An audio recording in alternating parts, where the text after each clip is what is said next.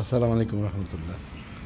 এই যে এটার মধ্যে কচু লাগাইছি, এটার মধ্যে কচু লাগাইছি, এটার মধ্যে কচু লাগাইছি, কচু।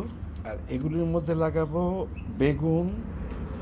আর এটার মধ্যে আছে এটার মধ্যে আছে, এটার মধ্যে কচু, এটার মধ্যে আছে কাঁচামরিচ, এটার মধ্যে বোম্বাই মরিচ লাগাবো, এটার মধ্যে মরিচ লাগাবো, এটার মধ্যে বেগুন লাগাবো।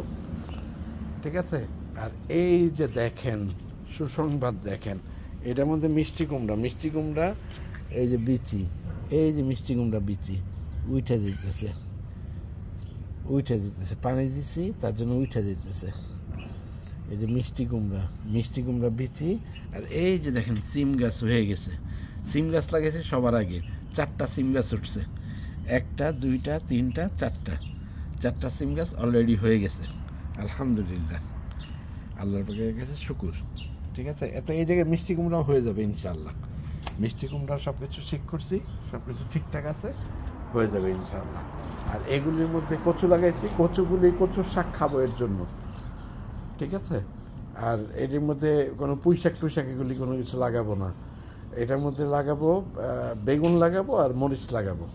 ওই যে আমাদের এখানে অনেক সুন্দর মরিচ পাওয়া যায়, বোম্বাই মরিচ, তারপরে ছোট ছোট গোল গোল মরিচ পাওয়া যায়। এই মরিচ দুটা লাগাবো, লাগাইলে পরে খুব স্বাদ হবে, খুব স্বাদ। ঠিক আছে। তো আমরা তো বিক্রি করবো না, আমরা নিজেরাই খাবো। ওকে, আল্লাহ হাফিজ, আসসালামু আলাইকুম।